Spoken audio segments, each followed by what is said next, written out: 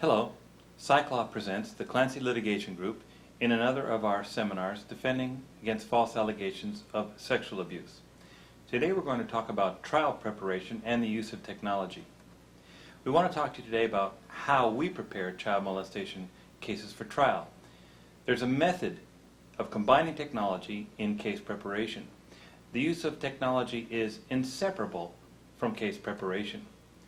We'll also tell you about how to prepare your expert using the same kind of technology that we're going to talk about with respect to the facts and witnesses in your case. We're going to start, first of all, by discussing what we call pre-files. In private practice, unlike public defenders, you often have a time when the client comes and hires you before any criminal charges have been filed against him. We call this a pre-file. It's the best time to meet your client. The first thing we advocate is to tell the client that he or she is his own worst enemy. Tell them to shut up. Remind them about pretext phone calls, which is a technique being used rather extensively in California, where the child, with a cop listening on the extension, calls up and says, "Why did you do this?" Remind the clients to shut up. They are their own worst enemy. The next thing we advocate is a preemptive investigation. We always begin our investigation as quickly as possible after being retained. Why? Because we want to prepare the battlefield. Criminal defense attorneys are constantly responding as the tail, with the state and prosecution being the dog. Try to turn it around the other way. Prepare the battlefield. Stop the flash fires. Get everybody together. Circle the wagons, as it were, and try to get people to pay attention to the overall case plan. It's important to start this early because one of the things we are trying to do is win the hearts and minds of the various witnesses. We want to appear professional, we want to appear truthful, we want to get our investigation going in the right direction immediately. What do you look for in the investigation? Motive, motive, motive. Anytime that you want to win one of these cases, the jury is going to sit there and say, why would they be making a statement if it isn't true? And so if your investigation has to focus on one issue, it needs to be motive.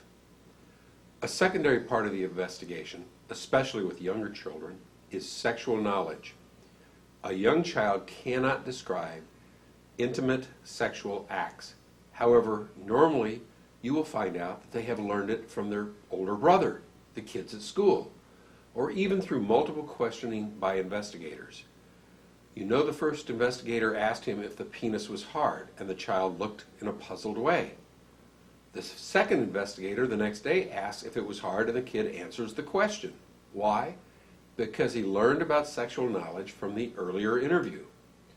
The other thing you need to do in an early investigation is to look for 1108 evidence, evidence of other wrongful acts by your client, and get to the witnesses as fast as you can. It's important that you remember that your role is as the lawyer, not the therapist. The family members and the client, particularly during the preemptive investigation, are going to want to counsel with you. Remind them consistently that you are the lawyer, not the therapist. What you want to do is to be a filter for your client. Gather all the information. Many times there may be some exculpatory information that could end the case before it even gets started. You don't want to subject your client to a police interrogation. However, you can be a filter and pass this favorable exculpatory evidence on to the police. Next, you should call the DA and let them know you're available in case they are going to charge your client. That you will surrender him so that you can make bail arrangements, and more importantly, so that any exculpatory evidence that you have can get in at an early stage and maybe nick the case in the bud. The next thing we want to talk about is the method by which we go about assembling data. The first thing you need to do is get that discovery. Remember, information is power. Get everything you can. Use our motion banks. We'll talk about that more later in order to get discovery. Obtain all the information that you can from your client and start assembling it. I recommend that you do formal discovery. There are too many times when I've been in the middle of a trial and the district attorney has popped up with something that they had not given me earlier. If you do not have a formal discovery order, it's going to be impossible to get sanctions. You should be using a subpoenas ducis tecum or the discovery statute, Penal Code Section 1054, to get all of your discovery. The DA will sometimes play a game. Sometimes they will say, well, we're not required to get that discovery. We don't have it in our possession. And yet, if you issue a subpoena, they say you're not allowed to issue subpoenas because that's not part of the formal discovery rule. I have a way of doing it. I issue the subpoena to bring the documents to the discovery motion. Then, whichever way they argue, you have the other way covered. That puts an end to the game. In juvenile matters, you face a conflict or a fight between obtaining of juvenile matters and constitutional due process. However, you are allowed to get juvenile documents. Davis versus Alaska in 1974 at 415 U.S. 308 said that the constitutional right of confrontation outweighs the juvenile privacy laws. Also, Pennsylvania versus Ritchie in 1987 at 480 U.S. 29 says that you can obtain juvenile records. They used to use an SDT to obtain juvenile records. In the state of California, it has now been reduced to a form. It's called a Petition for Disclosure of Juvenile Court Records, Form JV570. The trick with that code section is to make sure that you have provided discovery or a copy of the motion to everyone, both the county counsel in the juvenile case and the district attorney in the criminal case. Further, if there's a district attorney representing the minor in the juvenile case, you serve that second district attorney. In order to win that type of a motion, you need to be very specific in what it is that you're looking for. There are also privileges which must bow to the constitutional right of confrontation. The main one I'm thinking of is the psychological privilege in People versus Reaver. It's a 1986 case, 177 Calap 3rd, 523. The court ruled that the constitutional right of confrontation outweighed the medical privilege. Everything was fine until the Supreme Court of California stepped in a case called People versus Hammond in 1997. It can be found at 15 Cal 4th, 1117. What they held was that Reber did not apply pre-trial, but only at the time of trial. Therefore, the judges could not do the in-camera hearing required by Reber and hand the documents over ahead of time. This is totally unworkable. All of a sudden, you're getting the documents in the middle of the trial, and you have to get a continuance. What I have been able to do with district attorneys to get around People versus Hammond is that they also want the data early so that they would agree to a stipulation that the court would get the records early and do the in-camera review early. That is not a stipulation that the records will be admitted or turned over, just that the evaluation in chambers can be done ahead pre-trial. Another type of discovery that you need to get is school records. The privilege covering school records has also been found to be trumped by the constitutional right of confrontation. However, if you do not comply with Evidence Code Section 49075 and 49076, you will not get the records. These statutes require notice to the school and a hearing in front of a judge before the subpoena ducis tecum can be issued. You have to comply with these code sections. Let's talk a little bit more about what we call the method. It's all about paper. Remember, the scanner is your friend. We scan all documents into the computer. Literally on my laptop, I have every single case that I'm currently working on. At the same time that we do these documents, we create what we call a jobs list and a theory of the case. It's just a word processing document, and you have it open while you read the documents for the first time. As you get ideas for the motions, theories of the case, you put them on this list. You also open up a word processing document called a chronology. Every time that you run into a date of any event, you put it in the chronology.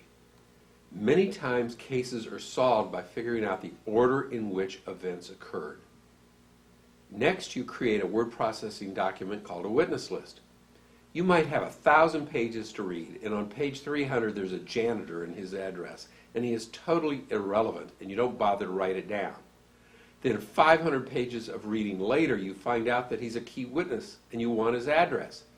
Do you really want to go back over 500 pages and try to find it? I don't think so. We write down every name and every address that we run across in the discovery in an alphabetical word processing list. On this first read of the police reports, the other thing we do is to create trial outlines. Most attorneys do these just before the trial. We do it from the very beginning. As you read the scanned documents, you're making an outline. Maybe it's police report number 1, and then an outline of all the key points. Then police report number 2, an outline of all the key points.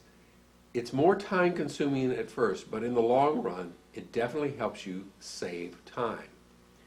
The other thing we do is we use a little program called Camtasia. And at this time, I want to use Camtasia to show you how we use multitasking in our work. How we keep track of thousands of documents in a case. And not only how we keep track of the documents, but how we use multitasking to prepare for the case. First thing that we do is that we scan in all of the documents into one Adobe PDF file. This is an actual case here, and you'll see that it has 1,799 pages long.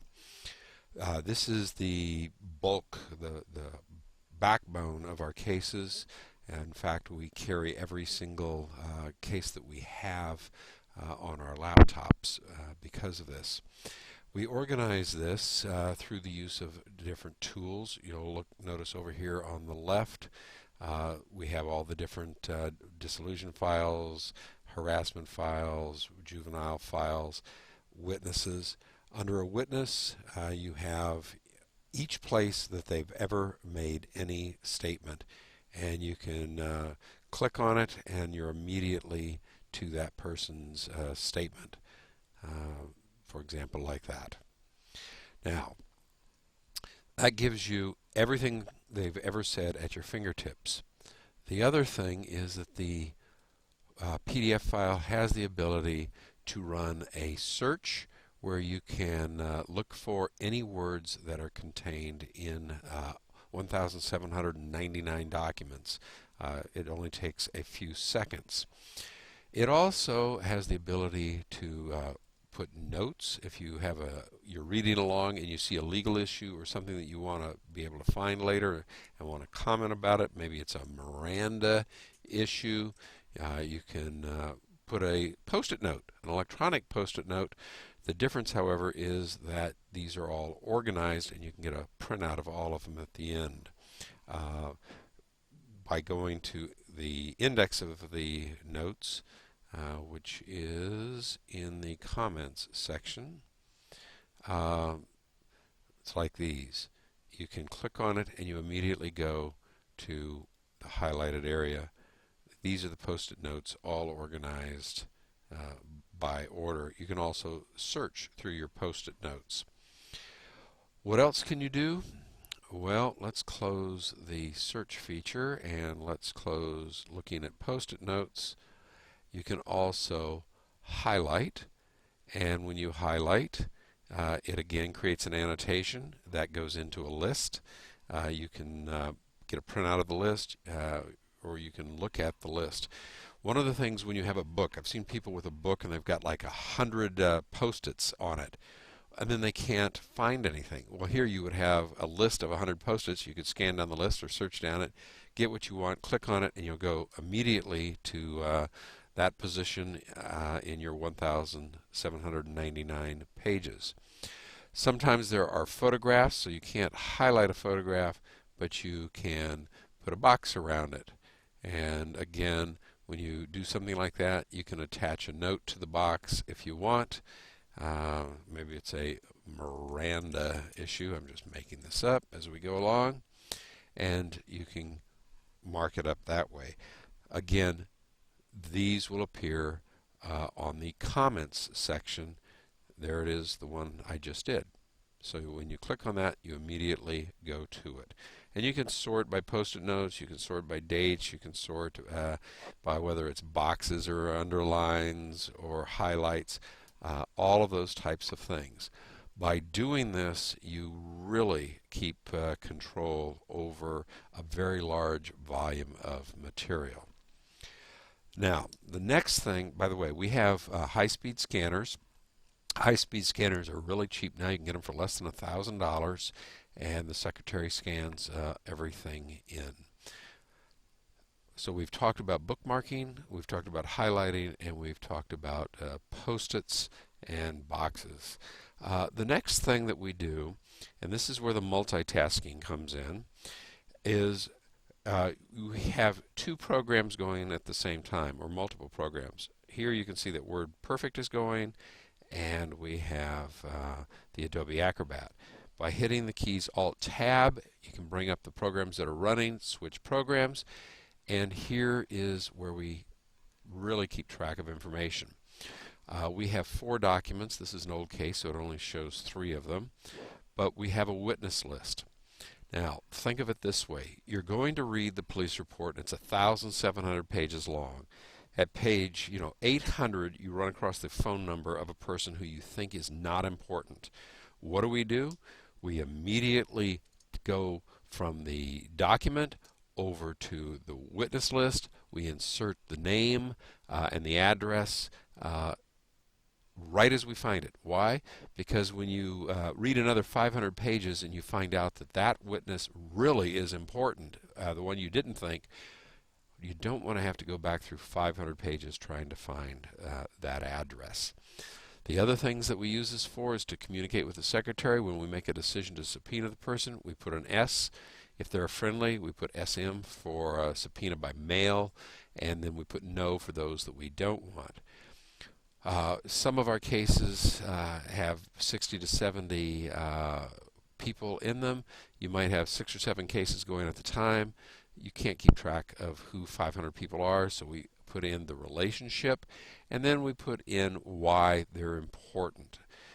This is a document that is also used when they have an S. The secretary makes sure that the district attorney is notified of this witness as part of discovery.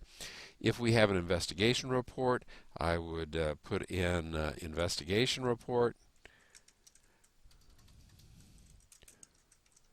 give to DA. That way she knows exactly what is to go out. Now, while you're reading those 2,000 pages, you're also going to be running across dates. So we keep a running tab of all dates. Every time we find it, we indicate it here, and we also put where that can be found. Many of these cases are really solved by understanding the sequence of events that occurred. So we keep track of that sequence with the chronology list. When do we do it? During the first reading. We make the witness list and the chronology list during the first reading. Like I said, this is an older case. During the first reading, we also have the jobs list. So as you're going along, you read something and you decide you have a question for your client, you write it down. Then maybe there's something that you need to do, and you're on another page doing some reading, and an issue comes up that you want to write a motion for. So I put down what a motion may be needed. Also, while we're going through it, it may come out that we need an expert. So we jot down the expert. This is organized by who's doing the work. The attorney, the expert. We also have a section for the investigator. And so if you get an idea while you're reading this of something that you want to have investigated, you don't want to have to remember what that idea was when your investigator comes to meet with you. You write it down immediately. Recently, we have started a new policy of having a fourth document, which is just the investigator's list. That way we can email it to him and keep a tight rein over what it is that we want to have investigated. The last thing that we do is that we keep a outline of every single witness. We'll make this one the witness. What happens is, as you read, you will maybe have a summary of a taped interview by the police. You'll put that in. You'll index it. You'll go on down, and this is making funny, strange lines on it. You might have one of your investigators doing an interview with somebody that knows about that witness. You may have a preliminary hearing that the witness testified at. As the documents come in, we add to them exactly what is going on. We do not wait until a week before trial. This is a matter of keeping everything up to date all of the time. When the trial comes, you've got your investigations done, you've got your experts done, you've got your motions done, you've got your outlines for your witnesses, and you have complete, very fast access to all of your documents. This is how we handle large volumes of document cases. Thank you. Remember, it's about paper. What we want to do is get everything in one place, and that is in the scanned PDF file. Investigations reports come in. Even if they were in word processing format, we scan them in. Pleadings that were previously in word processing format, we scan them in. Motions, even though they were in word processing, we scan them in. Exhibits, we scan them. Transcripts, we scan them. We get them all into Adobe Acrobat. The reason being, once that document is indexed, every single thing that has to do with any witness is at your fingertips in one document. Now, it's also about audio. I recommend that you get rid of your tape recorders and purchase digital recorders. Tape recorders are only good at the most for half an hour to an hour. Digital recorders, you can have recorders that can record 20 or 30 hours. You don't need to worry about it. The quality is unreal. Digital recorders are good. What happens, however, if you're given an audio cassette? Well, what we do is we capture it and put it onto the computer. The bottom line is digital is good because it's easy to work with. Analog is bad. Here's a picture of our analog recorder with a tape being held by Dr. Lorandos, and on the other side I am holding a digital recorder along with a memory stick. Here is a short clip on how to use a recorder memory stick. This program can be set to default into whatever language you desire. We're using Sony recorders, which are digital recorders, for purposes of dictation, and our investigators use them because they can literally record a 20-hour interview on one. But after you record it, how do you make use of it? And what you do is you use the memory stick voice editor.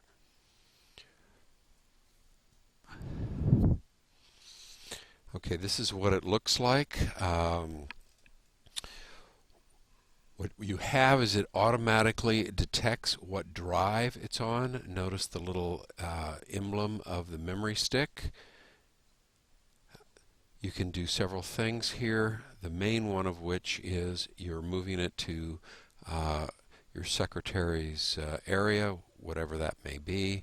Let's just pretend this is it. And you can drag it over, drop it, and it is now on your computer. Now, where did it come from? Where did the memory stick go? On computers, on laptops, the Sonys all have memory stick slots. And now a very nice little gadget is a 3.5-inch floppy that has built in with it 4 or 5 different memory card slots for different types of camera, different types of dictation equipment. You can take these items, which, like I say, can be up to 20 hours long. You can play them. You can play them right from here. However, in order to really do dictation, you would use wave pedal, which we will show you in another lesson. The next thing that we do is that we can attach these voicemails to emails. This allows the investigators to send you their either their dictation or their interviews, where you can have them transcribed over the internet. We use either email attachments, FTP, PC Anywhere, or transfer it using Go to My PC. This helps us be totally digital and mobile. Thank you.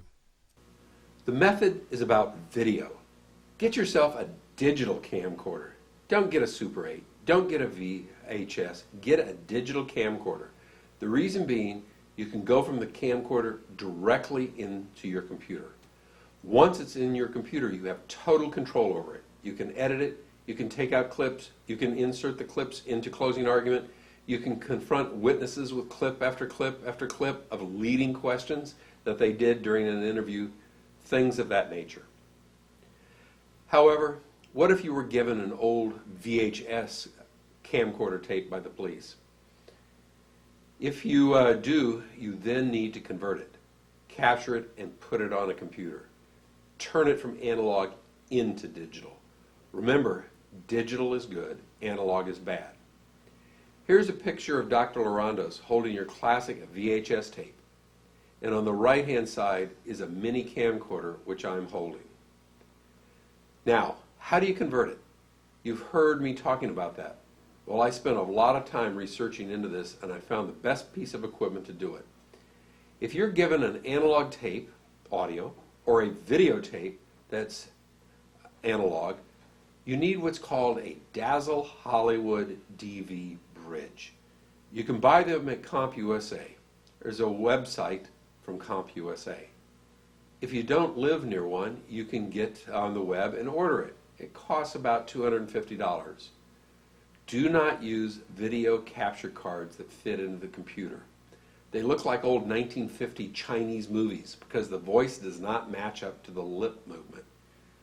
You have no such problem with the Dazzle Hollywood DV bridge. And this is a picture of Dr. Lorandos pointing at the Dazzle Hollywood bridge. You can come in with an analog signal and convert it to a digital, and you can go in the other direction. You can take a digital signal and have it outputted as an analog. In this manner, you can edit and then put the finished product back on an analog tape if you need to. The method is also about audio. You've got to be able to hear the tapes. I've had numerous tapes where the audio quality is so bad. The last one I did, I sent out and spent over $2,000 getting a series of tapes cleaned of hissing and static and popping so that we could hear what was on the tape. Shortly thereafter, I discovered Magix, M-A-G-I-X. It's called Magix Cleaner. It costs about $39.99. You can order the program at their website, www.magix.com. The program is designed for amateurs. It will, by pressing a few buttons on a wizard, clean the audio sound of hissing, popping, and that type of thing. It was designed for vinyl records to be converted into clear digital sound. It works. It can also be used to capture analog. Here's a picture of the screen of the cleaner program put out by Magic. The silver buttons on the right you push, and it does a series of tests, samples the sound, and makes the adjustments. And then you can export it and save it.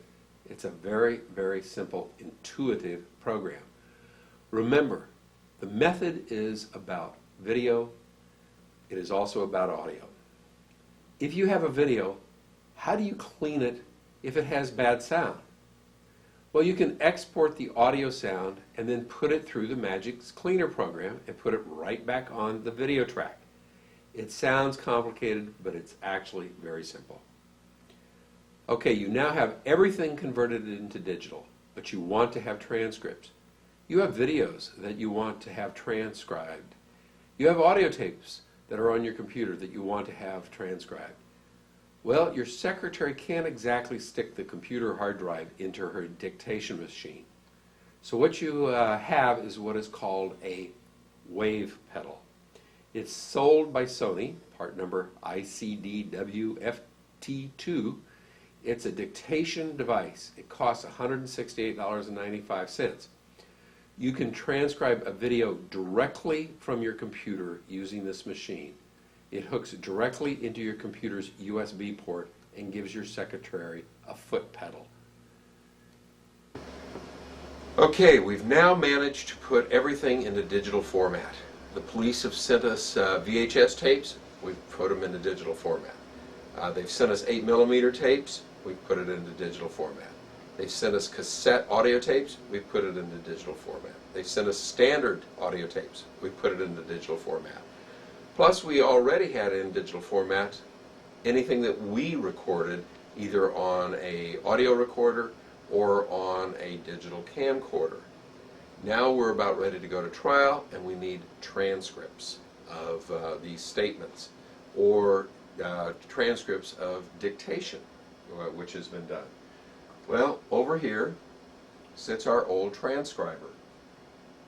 Has a foot pedal, which is absolutely necessary for transcription so that the staff can back up and listen over and over on words that they have a hard time to hear. They can control the speed, and they have their headset. The problem is this only works with one type of audio tape. This particular one works with mini cassettes. We have another one that works with standard. These are now ready to be thrown into the trash can. But how do we transcribe something that is on the computer? Well, it's sitting down here on the floor. Let me get it for you. It's called a wind pedal. You can locate it on the internet by using a search engine. Just type in wind pedal and do the search, and you'll find a company near you that sells it. The cable runs into the back of your computer and plugs into a USB port. All you get is a CD-ROM of software and the pedal. When you load the software, on your screen will become an image of a transcriber. And you can set this to play at any speed you want, rewind any length of time you want, fast forward at any time that you want. And so this is how you do your transcription. You go ahead and load the file that you want, and it plays. You hear it through your digital headset and control it with your digital footpad. The other thing about this that is really wonderful is that it also plays videos. So if you have a video, you do not have to separately record the sound off the video and then make a transcript of the sound. You can actually play the video on the transcriber program, Wave, and listen to the sound and transcribe it at the same time. It is the thing that makes all of the other work come together. Here's a picture of a digital sound set, headset. You notice the plug-in is for a USB port. This is not an analog headset. It's digital. The method is also about editing. Anything that is done in digital has counter numbers automatically assigned to it. You can use these counters in many different ways. For example, when your secretary makes a transcript of the audio or video, she can put counter numbers, 2 or 3 of them on each page. This makes it very easy for you to immediately be able to go to that location. This could be used for editing or actually during the middle of a trial.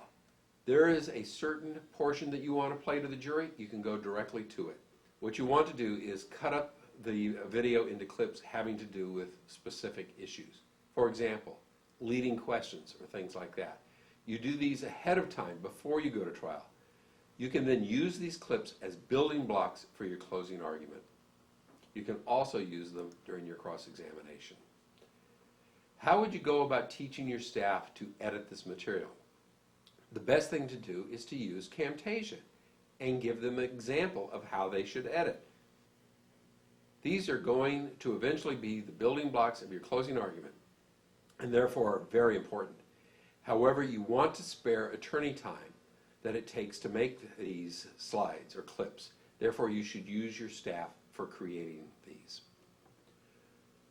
The method is also about pictures. You may want to use still pictures in your trial. The best way to handle them, however, is to scan them. Remember, the scanner is your friend. Now here's a photograph of a high-speed scanner, black and white, which is used for documents that's put out by Panasonic. This is a standard flatbed color photo scanner with a USB port. In fact, they have them so small that you can take them in your briefcase if you travel, or if you want to have a scanner with you during a trial. This is an HP photo scanner. It will scan photographs, it will scan negatives, it will scan slides and put them into digital format. It will cover everything that you need. Remember, once you have scanned these into your computer, they can be used during trial, and importantly, they can be used during closing argument. Remember, digital photographs can be used throughout the trial, both in cross-examination, presentation of your witnesses, and in your closing argument. You don't ever want to be caught in the position where you have a little 3x5 photograph you want to show to the jury, and the judge says no. It's much better to have a 3-foot by 5-foot photograph, then you don't have to worry about whether the judge is going to allow you to show it to the jury. Now, this is another type of scanner. It's a copier scanner, and it's networked, and it can be used throughout the office by anyone. And here's one of our pride and joys. This is a 24-inch wide photo quality printer. All of these documents that we scan can then be printed out on high gloss paper, which you can see being held by Dr. Lorandos.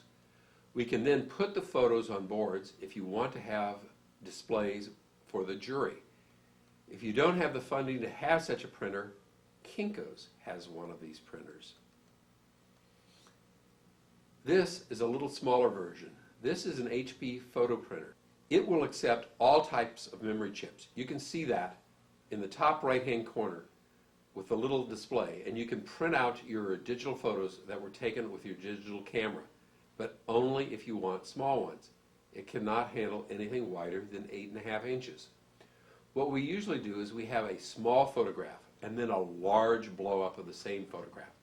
We mark the large one and use it during the trial, and then at the close of trial, we substitute the small one.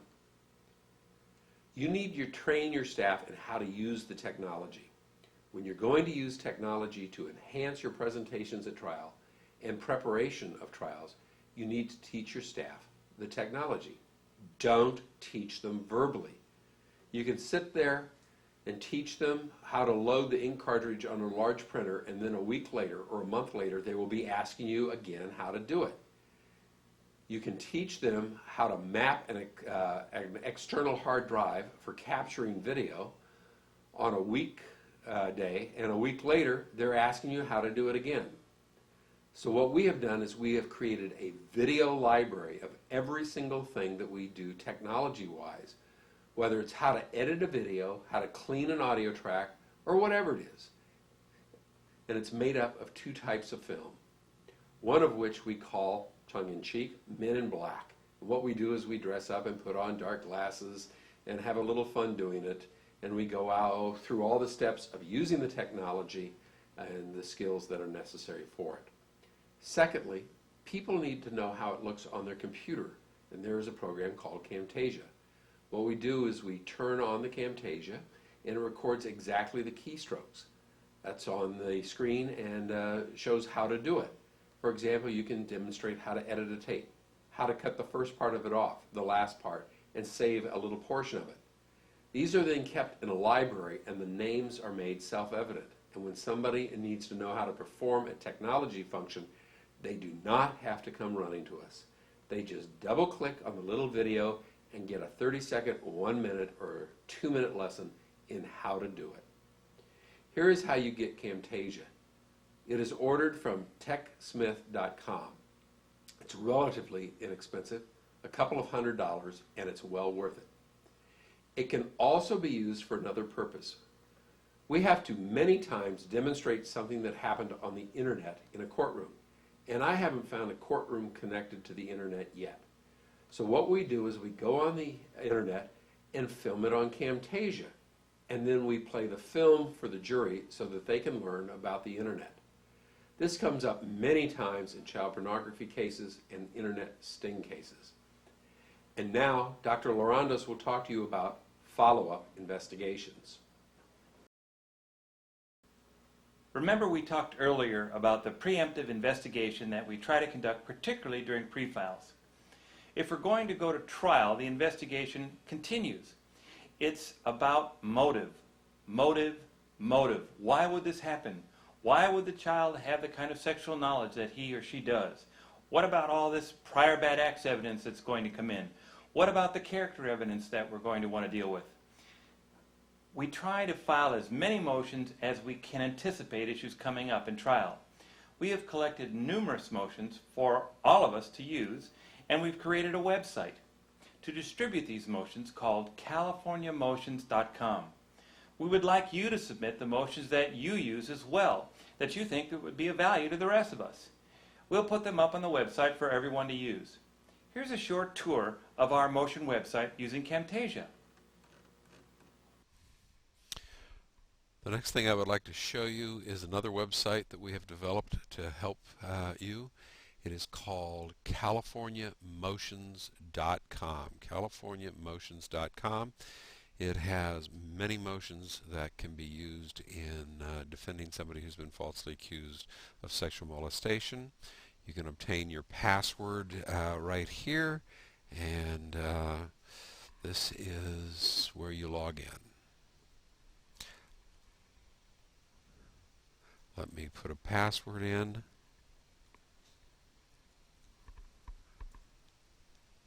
I wanted to remember the password in the future.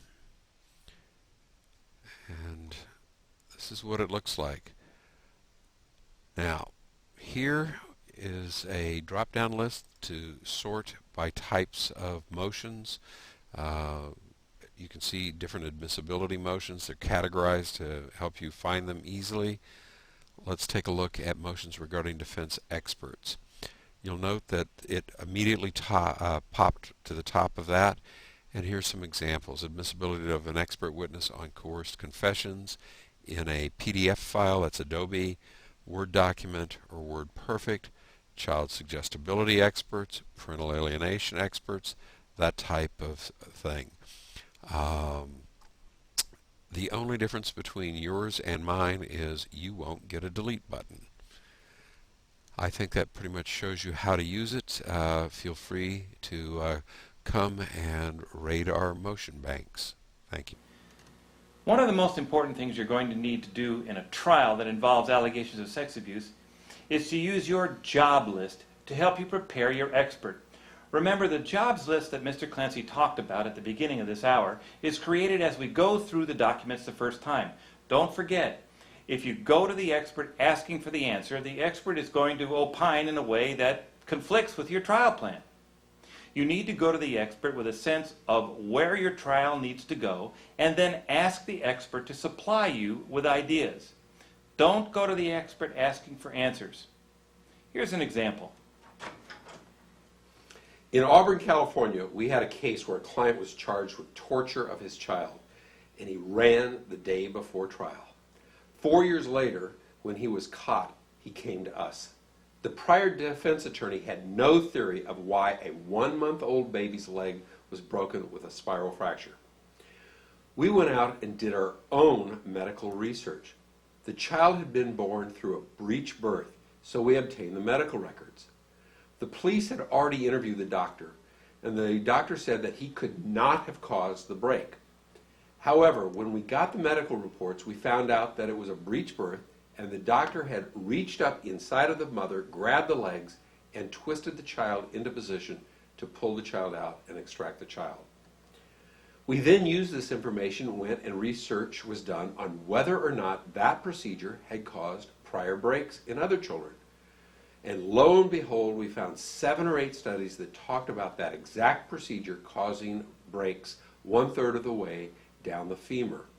It turned out that this break was 1/3 the way down the femur, and since it wasn't a complete break, so it went unnoticed for a period of time. It had healed, and in fact, when they found the break on the child, who was about 1 month old, the estimate was that the break was 3 to 4 weeks old. With this information, we then took these studies to a doctor who specialized in high-risk births and had him look at the research and the x-rays. In other words, what we are telling you is do your own research before you go to the experts. Many of these people will not take out the time to go out and do the research themselves. They'll give you an off-the-cuff answer about the issue. You hear us say research, research, research, science, science, science. Well, that's one of the mainstays of the Clancy Litigation Group in our trial preparation and orientation. It's really not as daunting as it may seem. First of all, how do you find an expert? Before I get into talking to you specifically about how you do your own research, let's talk a little bit about how to find an expert. Here are some commonly used expert witness banks. For medical forensics specialists and groups that consolidate experts who want to testify at trial and things of this nature, you can use any one of these that you see on your screen to help you find experts and choose from a variety of experts. But remember, you need to know where you're going before you consult an expert. Now, wading into the science on your own, well, you can use Medscape, you can use Psych Abstracts, you can do this. If you can do legal research, you can learn to do medical and psychological research. Use Medscape, Psych Abstracts, and databases of this kind. You can use part-time researchers such as a starving graduate student. Call your local graduate school, call up the medical school or the psychology department, and try to get a student who will help you do some research. Use the web. One of the things we've created for you is PsychLaw. That is the company that produces these videos for you. And if you go to the www.psychlaw.net site, you'll find a lot of useful free research tools for you. In preparing your expert, reading, highlighting, and outlining the psychological and psychiatric research is really important. After you've gone through the PsychLaw site or some other site and you've found a bunch of research that seems to be of value, how the heck do you understand this stuff? Many lawyers are afraid that they don't have any idea how to deal with this stuff. Well, here's a few clues. Learning to read psychological literature. The value of reading peer-reviewed scientific literature, particularly psychological literature, is its use for impeachment in cross-examination. I'm going to teach you how to do this. First, we're going to use December 2001 article from Law and Human Behavior. I've made some bookmarks here so we can get through this quickly. In every peer-reviewed scientific journal article, you're going to find the same format. First, there's going to be the title and who did it. Here, in this case, this is Hunt and Borgida. And in this case, it's about interviewer modifications. That's when little kids get interviewed and the interviewer modifies what the kids has said, either has misheard it or purposely modifies it to their own agenda. Do kids conform their stories to modifications? Well, indeed, that's what this article is about. And all research articles start with what's called an abstract. That's a distillation of what the problem was, what they tried to investigate, who did it, and who they did it with, and what the results were. So we're mining these things for gold. Aha! Here's some gold, and I've got the highlighter tool activated. Preschoolers were most likely to incorporate modified misinformation into subsequent answers. Implications of these findings for investigative interviews are discussed. Well, excellent. Likely to incorporate misinformation. Well, we like that. After an abstract comes an introduction in a psychological journal article or any peer-reviewed scientific article which discusses where the science has been. The introduction talks about what the problems are that have been dealt with, how they're looking at the problems, the history of the research in the past, and in this case, we're again mining for diamonds and gold. Here we go. A recent study by Walker and Hunt, there we go, we'll highlight that, analyzed the types of questions used in a sample of Child Protective Services interviews of allegedly sexually abused children. Yeah, excellent. The study documented a form of suggestive questioning called modification. So we're going to get this highlighted. Yeah, in these exchange. Okay, there's some gold for us. Demonstrates how interviewers can modify the memories of children and gives an example. Oh, okay, well, now we'll look for some more history. Oh, the tendency of children to agree or ignore modifications can have potentially serious implications for investigatory interviews. Yeah, that's a sentence that we like. Certainly we can turn that into a question in our cross-examination, or if necessary in our direct examination when we're trying to get the treatise described as generally accepted in the field, and use the description of the work in the field to lay a foundation to go after a particular forensic interviewer. Now, the next thing we want to look at after the abstract and introduction in scientific research is the method. What did they do? Well, first of all, who were the participants? In this case, the participants were 32 preschool children ages 3 to 5. Oh, okay. And college students? Okay. Interviews? Very good. That tells us who they worked with. And then what did they do? The next thing is the procedure. In any scientific journal article, the next thing in the method is the procedure. It tells you what they did. Well, okay, the experiment was conducted across. Okay, all right, there we go. That tells us, and the participants. So we're going to highlight this, and we're going to come back. Why are we using this? Because of its value in creating hypotheticals. Okay, and then after watching the video, oh, okay, yeah, and then all right, we've got acceptable level. Okay, open-ended questions. Yeah, we like that. We use this material, and if we know how to use our text grabbing tool, we can cut and paste this into an outline for ourselves for the development of our questions. Okay, we go on in our procedure section to find out that there were, okay, 2 sets of follow-up questions. Okay, right, well, we'll highlight that. Okay, and it tells us a little bit more about that. Yeah, excellent. And then we want to know, well, how did the kids respond to these modifications? Well, as we move down, responses to modifications. Well, they coded the responses to the modifications as either agree with the modification, disagree with it, or ignore it. Okay, well, that tells us what the researchers did next. And as we scroll through the article, we want to know, well, okay, if that was the responses, what were the results? Well, in the peer-reviewed scientific journal article, the next thing you're going to come across after your methodology, and remember, psychologists who are scientists, not the junk science ones, are very concerned with methodology and the principles of validity and reliability in their methodology. So here we go, overview of their results. Well, we like that. As lawyers, we want to cut to the chase and get an overview, and this will give us more information than the abstract did, but still it's just an overview. So we would like to move on and see what kids did in response to their modifications.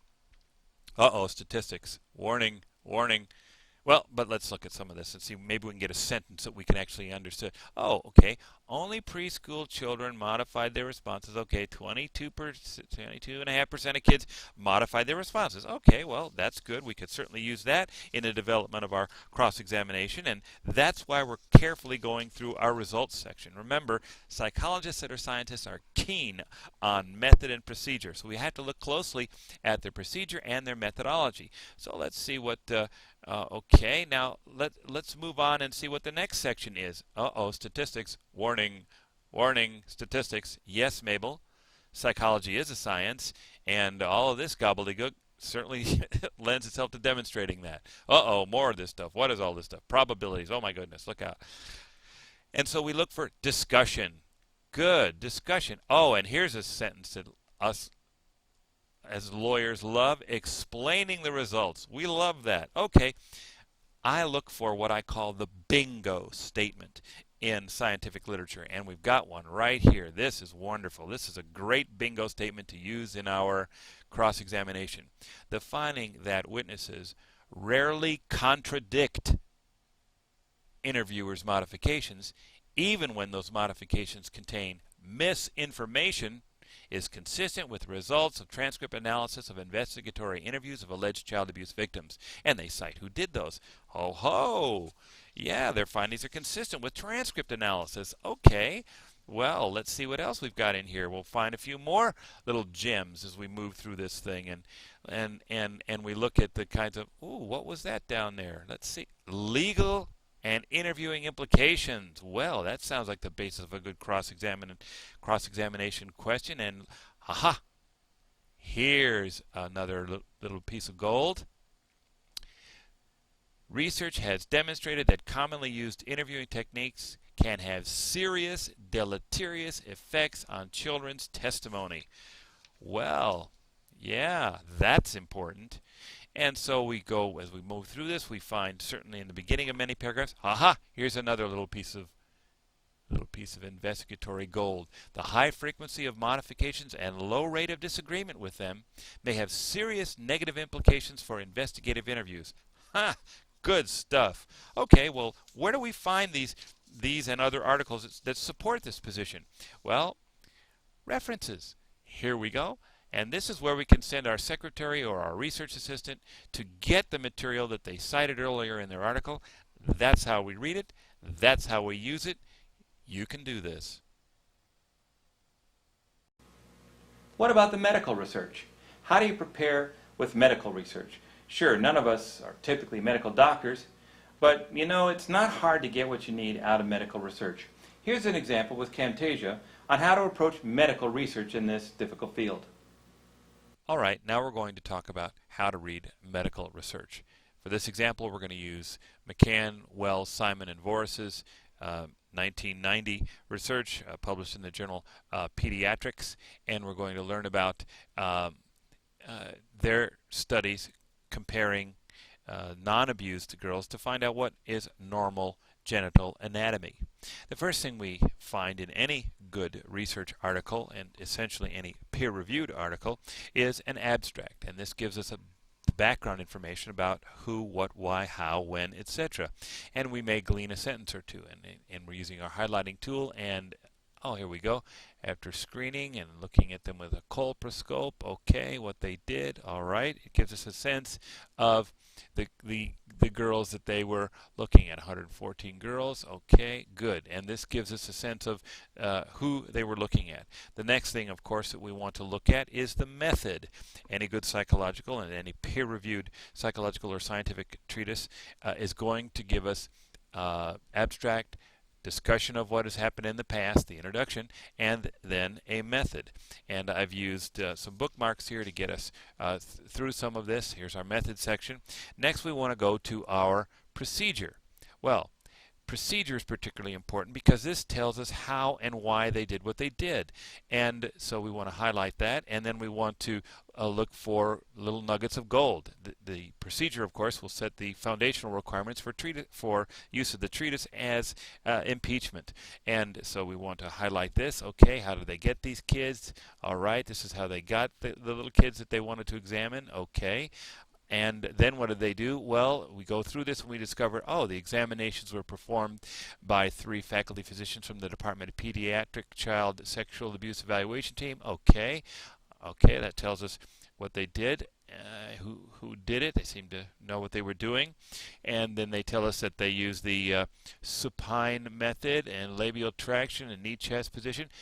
Since physicians are not as paranoid about being seen as scientists as psychologists are, physicians don't do a very good job of defining their terms. They certainly don't tell us about labial separation or labial traction. But if we have a medical dictionary at hand, we know that labial separation means just keeping it apart, and we know that labial traction means pulling for a beneficial effect. That's what traction means in medicine. So we should keep a medical dictionary at hand, and many of them are available online as we go through these articles. We can do it. It's just a matter of getting through it slowly, like beginning law students getting through all those crazy terms like collateral estoppel, etc. And then we find here's another good sentence about the manner in which the inter-rater reliability was stressed. Now that's particularly important because junk scientists don't know what inter-rater reliability means. And they're discussing it right here in their procedure section. And as we move through the article, we notice that there are attempts at, definition of terms. Well, we'll come back to that because they define arrhythmia, increased vascularity, friability, all of these kinds of difficult terms that we run across with expert witnesses that we hire, and they're defined right here. We might want to cut this out and use this in other places at other times. As we move through the article, the next section after procedure is going to be who their subjects were. We talked about that, and then we're going to want to find out what their results were. Sure enough, here we have a results section, and in the results section, they begin to tell us about what they describe in their tables, what it was that they were finding when they looked at all of these little kids to see what was and wasn't normal. And as we move through the article, we see that much of the research is developed into tables. Oh, here we go. This might be valuable. The frequency of external genital findings by position. Were they in the supine or knee chest position? What kind of things did they find? And then a heading like this is very valuable to us. The frequency of hymenal findings by method. Well, what method was used? Here they're using statistics again and demonstrating to us probabilities and for the kinds of things that they're finding. That's an excellent way of determining validity and reliability. And as we move through the article, we come to more tables which give us a great deal of good information in distilled form that we can use and we can certainly come back to. But let's take a look for the discussion. Here it is. What is it that they say that all of this means? We certainly want to highlight the discussion section and come back to it, and we may find things in the tables that are valuable to us in our particular case, because we may have a scan team or a sexual abuse team evaluator saying something about a particular child that we're dealing with, and it may be directly contrary to the normal findings of McCann and his team. And so as we move through the article, we find a variety of discussion about what it was that they find, and we occasionally find what I call the bingo statement. And here we go. Here's one right here, hidden among everything else. And we're going to highlight it right now. And it says, even in our present state of knowledge, it is becoming increasingly evident that as a consequence of naturally occurring physical changes, there will always be an overlap in findings between non-abused children and the victims of sexual abuse. Outstanding. That's very good for the cross-examiner. And here are references that we can send our secretary or our research assistant to go find for us if we need follow-up. That's how you get through a medical article. You can do it. Medical research is not that difficult. In fact, Mr. Clancy won that Auburn case with the medical research that we developed in the Clancy Litigation Group. If we can do it, you can do it too. When you're preparing your expert, make sure that you pick an expert that you can work with, who knows the research and who can deal with the research. Remember what the Supreme Court said, that an expert's ipse dixit won't meet the admissibility test. That means that experts are not expert just because they say so. You're from Missouri. They got to show you. They got to know their stuff as far as you're concerned. Now, how do you prepare for your direct examination? Do you use lists? Do you use outlines? Do you use questions? When you're dealing with your expert, remember it's the research that's key. Any expert can come in and say, based on my personal experience, but that's all subjective. As we move from the old rules in Fry to the new rules of reliability and validity, subjective impressions about what testimony should be and subjective ideas about personal experience are going to fall by the wayside. When you're preparing your cross-examination for their expert, remember, use your research. Use your research. Use your research. Use the prosecution's expert's prior testimony, but don't slime. One of the things we see happening all too often is that the prosecutors will make only a personal attack on the proposed expert. Although the rules of evidence and the cases in California make it clear that the prosecution should not do that, too many trial judges let them get away with it. We say, that's stupid, don't do it. Don't slime. Use the research. Use their prior testimony. Take the high road. Now, when you're preparing your cross-examination of experts, there's another site that we've created for you. It's prosecutionexperttranscripts.com. We've created this site for you, and we'd like you to give us transcripts that you've gotten of prosecution experts. Here's an example of how to use the Prosecution Experts transcript site. The next thing I would like to show you is a website we've developed called prosecutionwitnesstranscripts.com. prosecutionwitnesstranscripts.com. And let me log in. You can see over here you can obtain your own password to log in. And this is so that defense attorneys can share transcripts of expert witnesses. Now, if you have a transcript you want to share and you have it in some digital format, it could be Word, WordPerfect, PDF, or anything else, you click this button to upload your transcript. A menu will open and allow you to click on your file and upload it onto our website. It first goes to us for approval and for virus checking. Let's take a look at a few of them that we have. This is a drop down of some of the names that we have in so far. And let's take a look at this. Here's one that I know. Anthony Urqueza from the UC Davis testifies on child sexual abuse accommodation syndrome. Let's say you want to get prepared for cross-examination for him.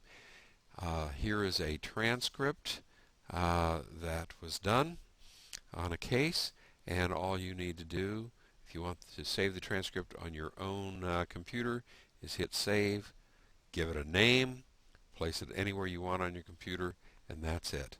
Now this project will be useful with the more people who are willing to send in transcripts.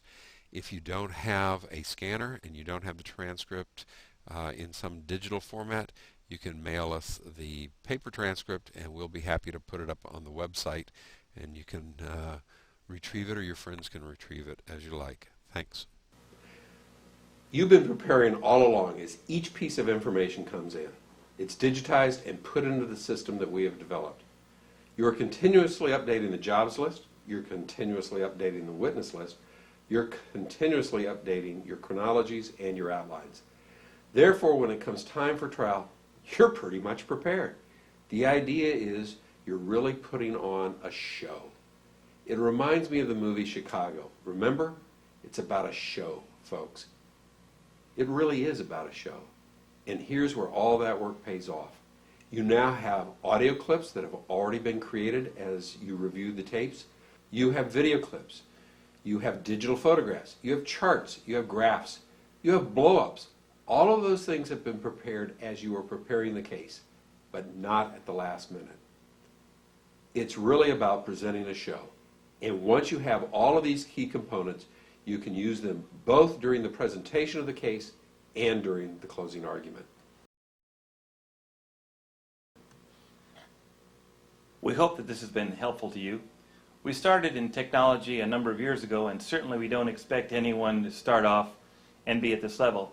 But this will give you a good start.